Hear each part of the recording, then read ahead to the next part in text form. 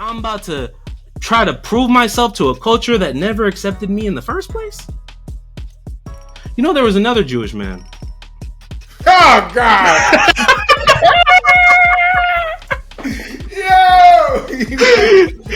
1 minute! Hosanna! Hosanna! The next day, crucify him! Crucify him! Crucify him! They thought they buried him too.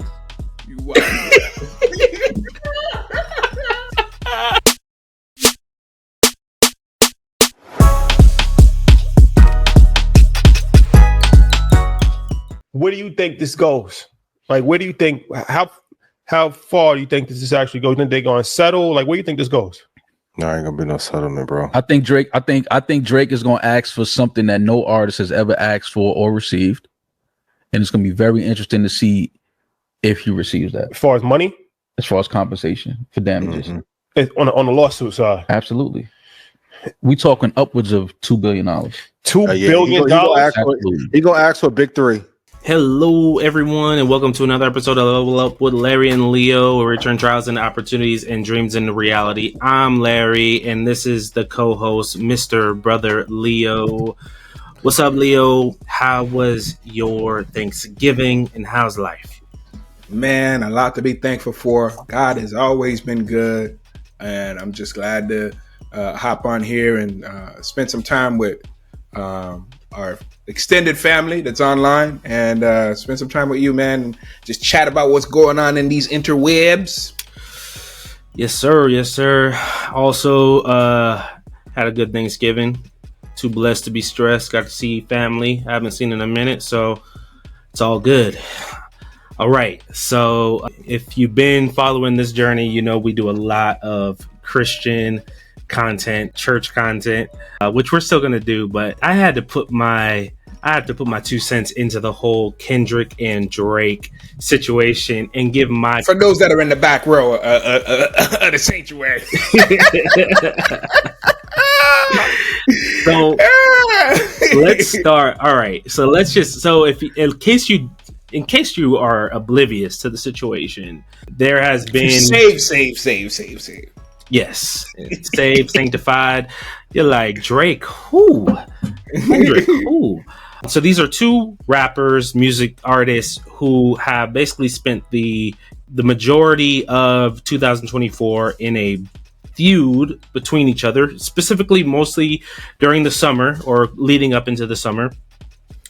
And it was basically a back and forth. Drake kind of started it in a song that he did with J. Cole. First person. It started as a compliment, as how I perceived it.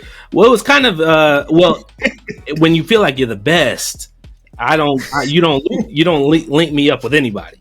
So okay. J. Cole drops the line talking about the big three. Then Kendrick jumps into a song with Future and Metro Boomin and said, "Yeah, it's just big me." And then Drake, and then Kendrick. It was J. Cole actually that came out with a song that he basically fired back at Kendrick. Then he said, "You know what? He must have been a prophet. He must have saw the future." And he said, "Really sorry, Kendrick. I'm my bad. I take it down. I take it back. I don't want no problems." And Drake was like, "Nah, man, I ain't about to go out like that." So then Drake drops a song called Push Ups and said, "We need to see the splits. And we didn't want to know what, when Top Dog tells you, what he say? Like, Top tells you to drop and give him 50. So you drop in and give him 50, and you just like Taylor Swift, and you did a song for the Swifties." And then he comes out with a AI version of Tupac and Snoop Dogg. And then Kendrick said, "Oh, is that what you feel? Is that how you feel?" So then Kendrick comes back with the diss. I'm gonna butcher some of these songs, but I'm just saying he comes back with the diss.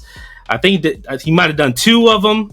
And then Drake comes back with a song I think called Family Matters. It was Meet the Grams in another song. And then Drake comes back with Family Matters, and then and then Kendrick drops Not Like Us, and that's when it just was like, it's over. It's over.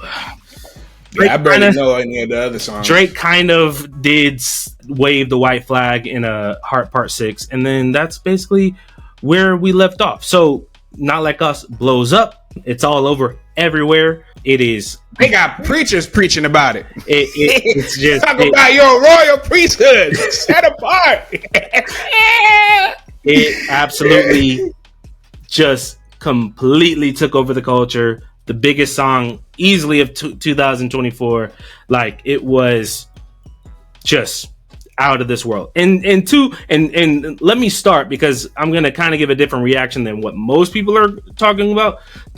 Let's begin by saying Kendrick Lamar is probably the greatest lyricist of all time. I will give, like, when it comes to pure lyrical ability, there is absolutely, positively nobody who has the lyrical ability of Kendrick Lamar. I don't care who. I don't care, Larry. You're doing it again. I don't care who you say.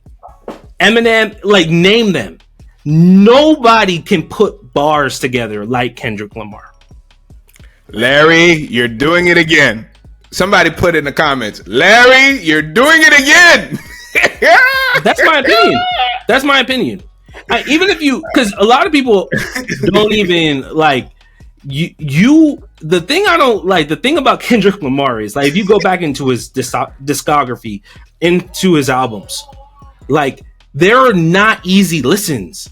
Like, you try to listen, like, on an average day, the clean version, for all the same people, the clean version, like, try listening through To Pimp a Butterfly, and most people would say that that was one of the greatest albums that ever was produced. It was literally like a movie with scenes. I haven't heard it, but if the songs that I heard from it, I'm not impressed. If you listen to it, it's not an easy listen. Like, it's very difficult because it's so layered, and you have to dissect every single freaking line because of all of the layers that are involved in it. So that's his. He is a lyrical genius. Okay, if you don't want to say he's the best, he's a lyrical genius, and the way he's able, and he really did. He did not just beat Drake; he destroyed Drake. Like, he literally. Like, when you talk about from a battle and from a rap perspective, Drake was absolutely annihilated. That is just. And you're a Drake fan. If you're comparing songs, it was an absolute annihilation, hands down. I think that if the timing was different, I'm not sure what Drake had going on in his life. I think if he would have had more time to put in, because you can't just rush through songs with Kendrick. Like, you can't just say, I think he said it took him like 15 minutes to put the first beat down. Like, it was terrible. But I believe that his move to this point, to where we are now, though many people are saying this is the weakest move in the history of rap, this is the weakest, just softest. You call the cops because you call it, you're asking to speak to the manager after you just got annihilated. Why couldn't you just keep it on wax, man? Like, why you couldn't just go back? I think what Drake did What'd he do?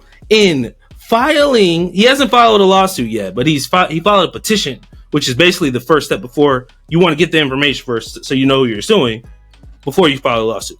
He filed a lawsuit against, or a petition against UMG, not Kendrick, against UMG, the record label, and said, I believe that you all artificially boosted up Not Like Us to make it what it is today. He would know because they've done it to him his entire career. Facts. And he is filing a defamation lawsuit, not against Kendrick, but against UMG. Well, you always the one with the bigger pockets, the deeper pockets, is the one that's going to get sued. Absolutely. And what is his claim? Now, you got to know and I've done a little bit of research from this. When this beef broke out with Kendrick, many people did not know that Drake and UMG were in the middle of a negotiation for his next deal. Oh, how convenient. They were in negotiation, which too is like, why would you get into a beef when you're trying to negotiate a new contract? It kind of was like, which again, I'm like, okay, respect. Even though you knew this could potentially do damage to your deal with the record label, you still said, or it could blow it up too. Absolutely. If he would have won, he would have been like, he would have came in like, listen, if Drake would have won that beef, like, I need another plane. I need a lot. You're gonna have to pay. But they were in the middle of a negotiation, and Kendrick is with the same record label. They're both with the same record label. Yeah, I don't know if I could do this in 15 minutes. So they're both with the same record label, and Drake says, y'all are trying to boost him up so that way I have no leverage when we're doing the negotiation. So you guys are trying to downgrade me because, again, if you understand how this record label works, a lot of the songs that he did in his past, they got they got a bigger percentage of it. But as he moved on, because he got more leverage in the negotiation, they get less money off his current and new projects that he does. So they're like, why am I going to try to protect you when I'm not even making as much money as I used to off of you? Yeah. So they're like, we're going to boost up this guy because he's what the culture is feeling right now. And they just like calling you a PDF file. And it just sounds really good. And yeah, so that to me, and just think about that. Imagine the culture that once loved you. You're one of the most successful music artists of all time. You're one of the most successful music artists of all time. And this entire culture, the summer of 2024, there is a bop around that can be heard around the world calling you a PDF file. And it is a bop. And we'll get to the bop in a second. What made that song so successful? Because one thing and this is just a side note, bro. I'm not gonna do this. I'm already at 14 minutes. This is not gonna work. But what makes this so thing? Like one thing because Drake's always been criticized by the culture for one thing or another, right? But one thing that he is being convicted of or being talked about is that he's a culture vulture. Like he just steals other people's cultures for his own gain, for his own music. They say that he took Caribbean beats, African, like he basically goes with whatever's hot and he tries to profit off of it. But one little tidbit I want to just add, because Not Like Us was kind of Kendrick doing the same thing. And this is what I'm saying. You got to be from California to know what I'm talking about. The beat for Not Like Us, which in my opinion was about 70% of what made it go. Mustard on the beat, drop it with that beat. That is not an LA beat. That's a Bay Area beat. that's like an Oakland beat. That's not an LA beat. That's not the type of beat you normally hear from Compton. And they're two different. They're both in California. Two completely different sounds. Completely. So that's the reason why he had to mention Oakland in his song, because he had to give some sort of because that's not an LA beat. Like y'all are like making it sound like it's LA. It's not. It's Oakland. Like that's totally Bay Area, hyphy. That's totally so that's a side note. But because Drake gets a lot of flack for everything he does. He's getting criticized for it. So that's that. But back to the move. What makes this so brilliant? I'll give you 4 reasons why, and then I'm gonna let you talk. I know I've been talking for a minute. But what makes go ahead and rock, man. What makes this move so brilliant? I want to ask the audience: would you be willing to sacrifice your reputation among fickle people for a larger purpose? Drake just gave us a masterclass on how to do that. So Drake and Kendrick have this little battle, but here's what most people miss, and I just mentioned this. Drake was in the middle of a negotiation. Like, what we have to first understand is that it's a music business. It's not just music. It's not just culture. It's business. Mm-hmm. So when this when Not Like Us came out and it's doing what it's doing, I was like, in my head, when I heard the song, I'm like, dude, this is totally, this is mischaracter, or like, even if it, and again, this is not me saying it's wrong, it's true or not true. Nobody knows, right? And to be honest, I didn't like the angle that Kendrick did, like this moral superiority, like, bro, you like that to me was kind of like ick, because from our vantage point, all have sinned and come short of the glory of God. Like, who's really better than anyone else from a moral perspective? Like, all people have that issue. So I didn't really like that angle. Like, he did a good job of proving it or just communicating it, but I didn't really love the angle. So when this song came out, I'm like, either Drake's gonna come out with a huge album, or he's going to fight against this in one way. Maybe he'll do an interview or something. Like, he's going to do something because his name is literally being dragged through. Like, again, imagine your entire, like, once one of the biggest artists is being called a pedophile. Like, that to me is crazy. Is there a worse thing to be called in the culture today as a man? Is there a worse thing to be called? That's worse than being called a snitch. That's worse than being called so many other things. To be called a pedophile is wild and crazy.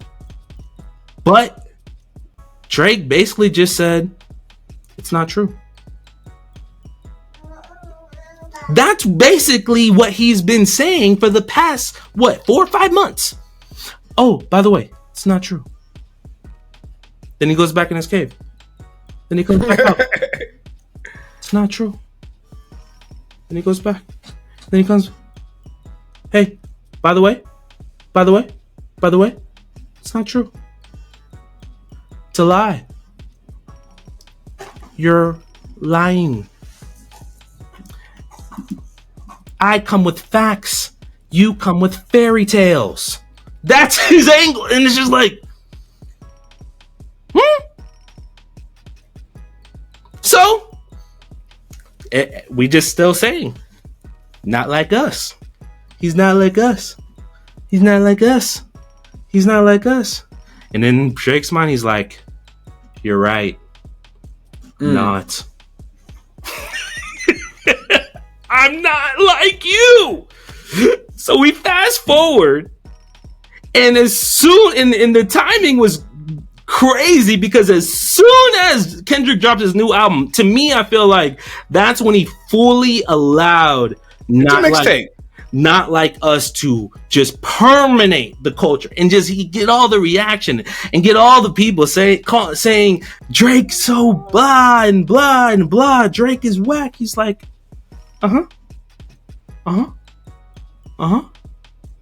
Oh, and probably, and no, we don't know, he's probably losing business deals.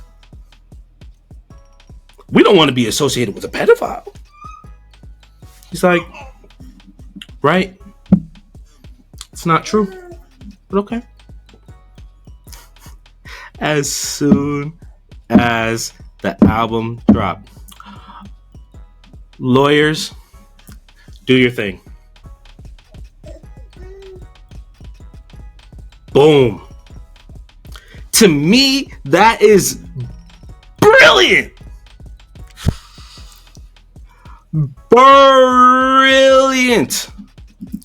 He lets the whole thing go, and then all of a sudden, now he comes out and he says, I am about to sue the mess out of y'all. Y'all think y'all could do this to me after all the money I made you? I'm putting cases. I want to quote one of his songs. It's called "Still Here." Don't listen to it. But this is what he said. He said this: "Do your favorite rapper like my son, like my son." This is way before this beef, but I feel like it was prophetic.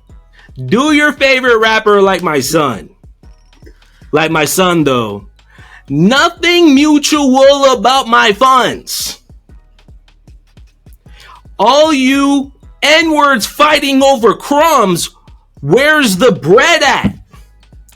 How they feel about you where you're from, where's your bed at? Bro! He said, y'all fighting over crumbs. I am looking for the bread. How they feel about you where you from, where's your bed at? He said, the only people doing this is in America, is in the United States. No one is playing Not Like Us in Canada. Let them try to play Not Like Us in Canada. Ain't nobody in Toronto. That is Drake land. Pretty much all of Canada. That's Drake land. He's like, I got a whole nation, fam. You know what he said? He had a stream last week, and they're like, what's next? The day of the Super Bowl, you know what he does? He's starting a tour in Australia. The day of the Super Bowl, he's starting a tour in Australia. He's like, y'all think I need America?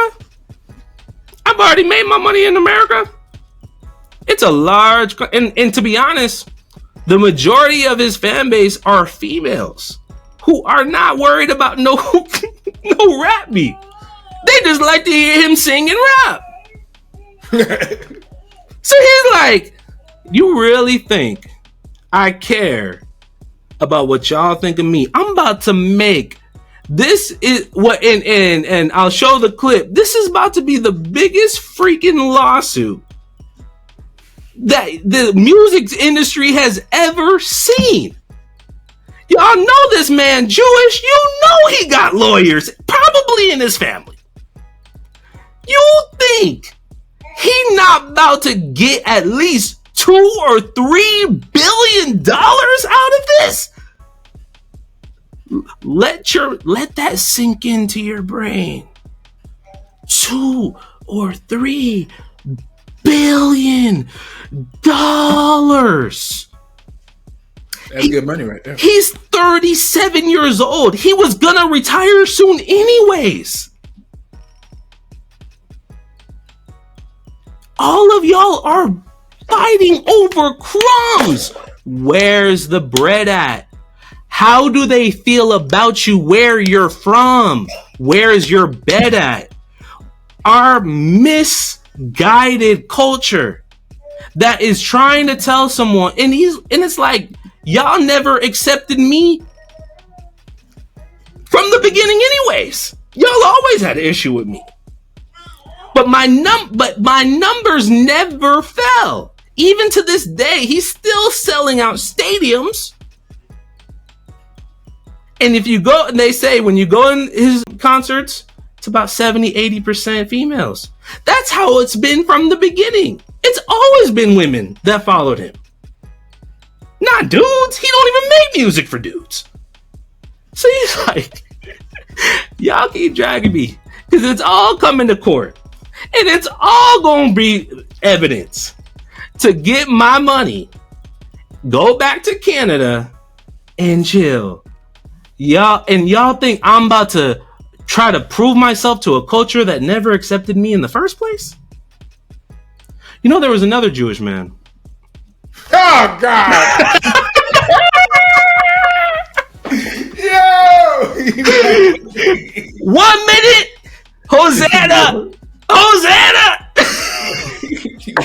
The next day, crucify him! They thought they buried him too. You wild.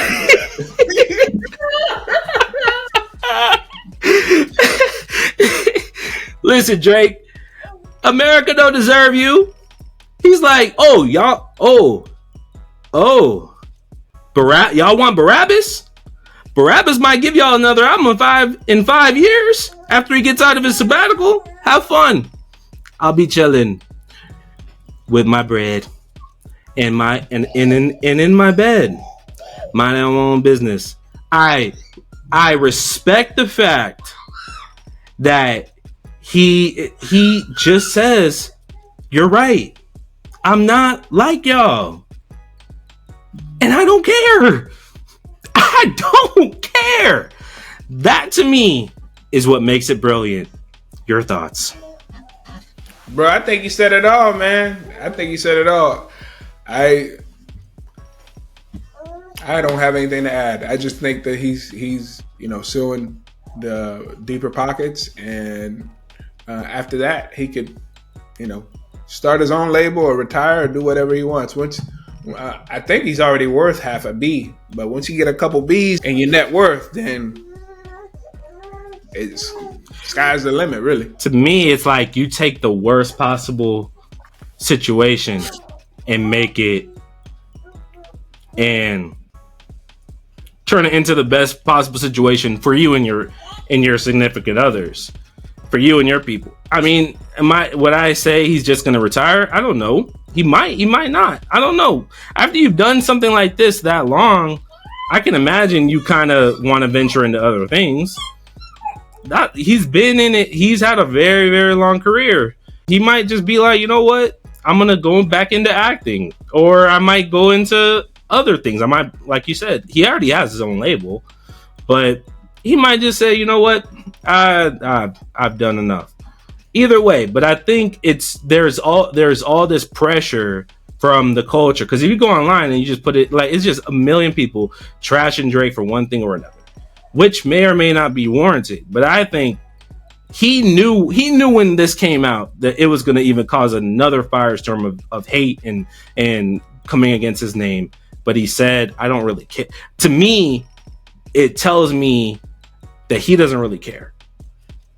And that I respect it. I respect the bottom line is this. When it comes to our lives and the life that we're trying to build, you have to ask yourself, like, number one, you should go where you're celebrated, not tolerated. Amen. Like, you should have enough self-worth about you that you're like, I don't care what people, like, the opinions of people. I think it kind of shows the way his brand, because I think 10 years ago he wouldn't have done this.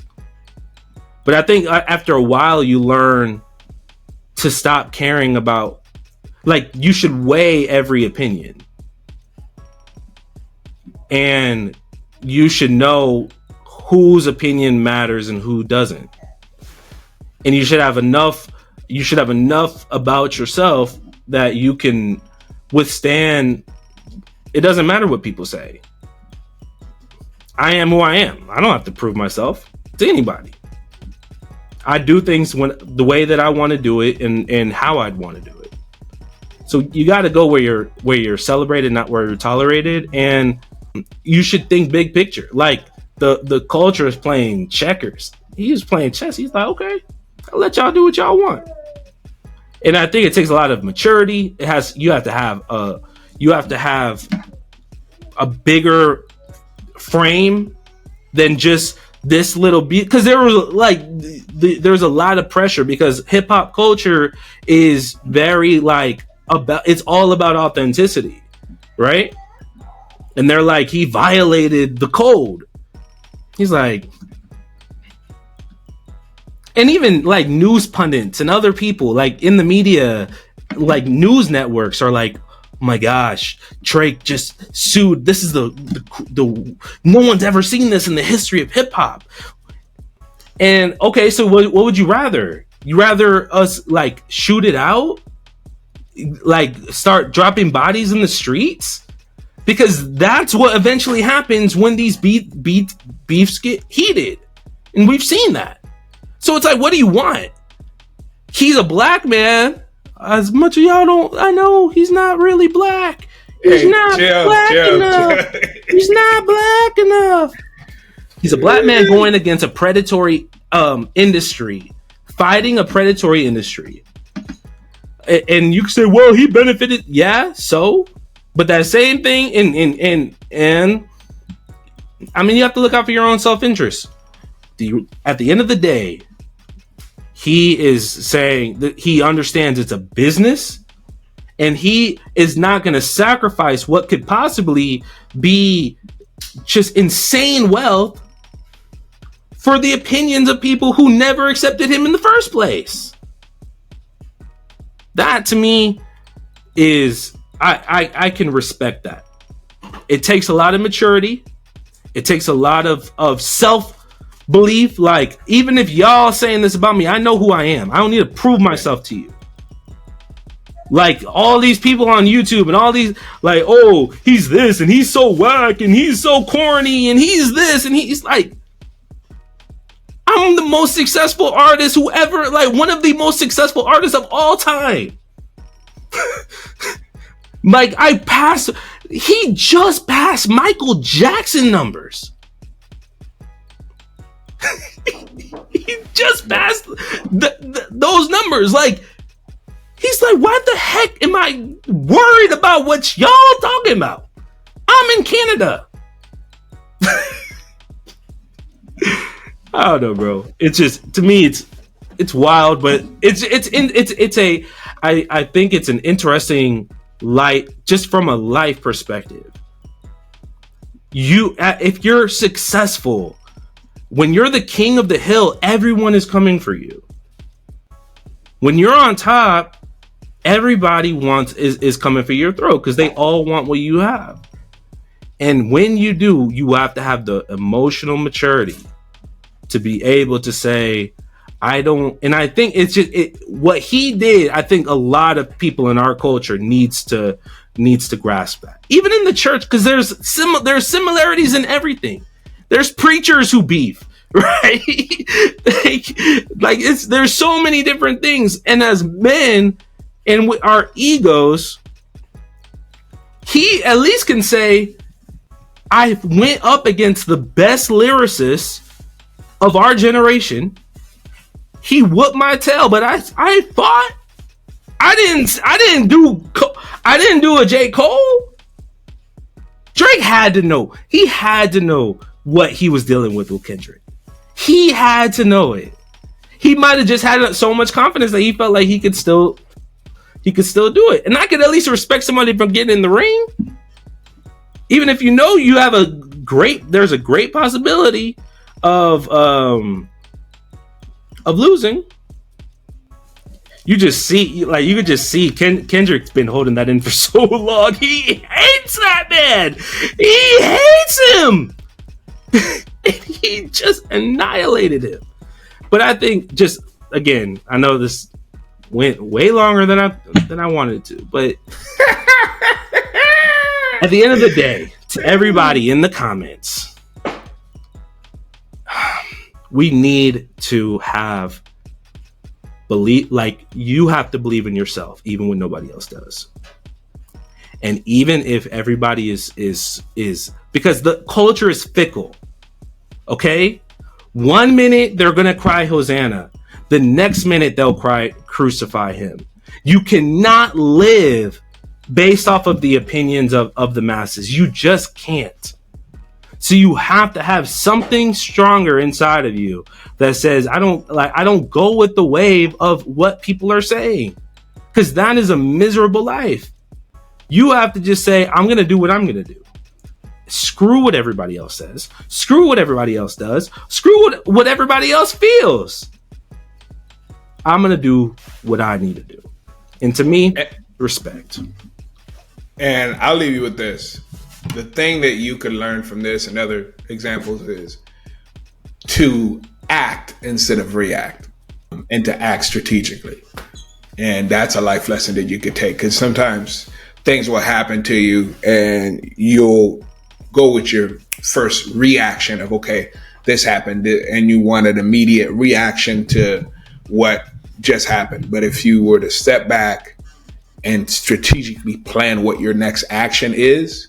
Yes, take into consideration what was done, but don't just react off of that, because and it may not be immediate. It may not be, in the time frame that they're like, oh, you have this window to react. Because whatever strategic is what you think about it, if he would have responded right away, there would not have been enough time for him to get enough of the evidence of the offense.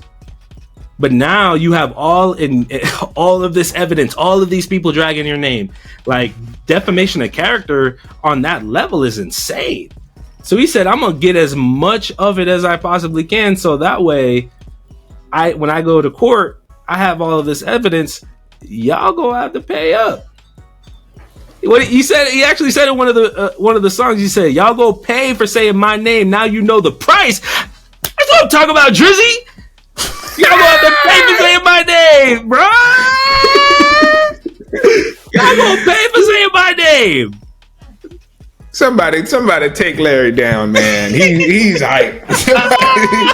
Somebody calm him down. Anyway, man, I love this.